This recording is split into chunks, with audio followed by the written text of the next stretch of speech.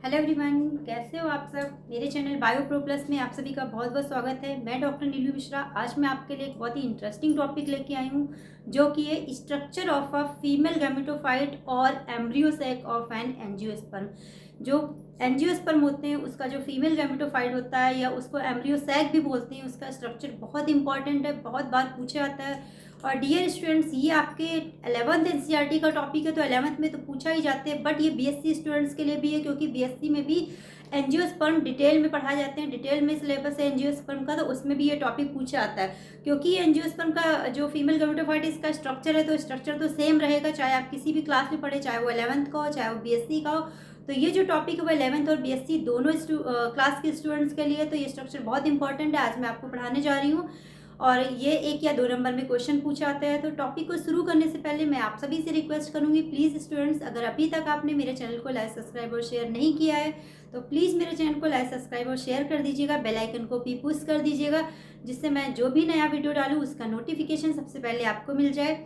और इसके साथ ही साथ आप मुझे इंस्टाग्राम पे फॉलो कर सकते हैं, जिसका लिंक मैंने अपने यूट्यूब के डिस्क्रिप्शन बॉक्स में दिया हुआ है।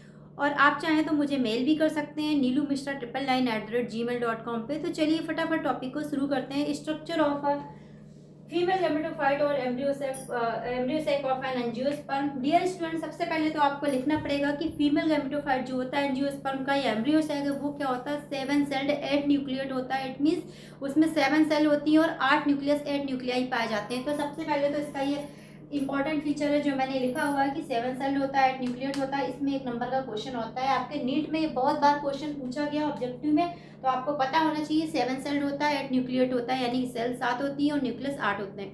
अब स्ट्रक्चर ड्रॉ करेंगे तो आप देखेंगे स्ट्रक्चर में क्या है। सबसे पहले इस तरह का स्ट्रक्चर होता है। सबसे ऊपर क्या होती है, एंटीपोडल सेल होती है, जो कि कितनी होती है, 3 होती है। तो इसीलिए मैंने लिखा हुआ है 3 एंटीपोडल सेल। और ये सारी सेल कितनी होती है, हैप्लॉइड होती है, यानी ये टोटल कितना हो गया, 3n। उसके बाद क्या होता है, एक सेंट्रल न्यूक्लियस होता है बीच में, जिसको कि डिप्लॉयड सेकेंडरी न्यूक्लियस भी बोलते हैं। जो सेंट्रल न्यूक्लियस होता है ये कितना होता है, डिप्लॉयड होता है। इसका नाम भी इसीलिए डिप्लॉयड सेकेंडरी न्यूक्लियस भी रखा गया है। फिर इसके बाद नीचे की तरफ आते हैं तो 1 एग सेल होती है, एक सिंगल एग सेल होती है, हम इसको लिखेंगे 1 एग सेल होती है। ये कैसी होती है, हैप्लॉइड होती है, इसको भी हम लिखेंगे n। उसके बाद नीचे की तरफ 2 सेल और होती है, जिनको बोलते हैं सिनर्जिड्स, यानी कि 2 सिनर्जिड सेल्स होती है। हर एक सेल के सामने मैंने इसका नंबर इसलिए लिखा हुआ ताकि आप 7 सेल को कैलकुलेट कर पाए, आपको कंफ्यूजन ना हो कि 7 सेल कैसे होती हैं। तो इस तरह से आप देख सकते हैं 3 antipodal cell 3, 1 central cell 4, 1 egg cell 5, 2 synergids 7, यानी कि 7 सेल हो गई। 8 न्यूक्लिएट कैसे होता है, देखिए सारे में n है, यानी कि यहाँ पे 3 एंटीपोडल सेल के 3n हो गए, यहाँ पे एक सेंट्रल सेल के 2n हो गए, तो 3 और 2 5 हो गए। 1 एक्सेल का एक n हो गया, तो 5 एक 6 हो गया, और 2 सिनर्जिट है, ये भी अप्लाइड है, तो इनका हो गया तो 8 हो गया। यानी कि टोटल क्या होता है, इसमें 8 न्यूक्लियस होता है। सारा स्ट्रक्चर सिंपल है, कुछ नहीं है। एंटीपोडल सेल है, 1 सेंट्रल सेल है, 1 एक्स सेल है, 2 सिनर्जिट सेल है। बस आपको याद रखना जो सेंटर में सेल होती है, जिसको कि 1 सेंट्रल सेल या डिप्लॉयड सेकेंडरी न्यूक्लियस बोलते हैं, डिप्लॉयड होता है। डिप्लॉयड क्यों होता है, क्योंकि ये कैसे बनता है, फ्यूजन ऑफ 2 पोलर न्यूक्लियाई। आप चाहें तो यहाँ पे लिख भी सकते हैं फ्यूजन ऑफ 2 पोलर न्यूक्लियाई। तो इससे ये रहेगा कि आपको पता भी है कि सेंट्रल सेल कैसे बनी है।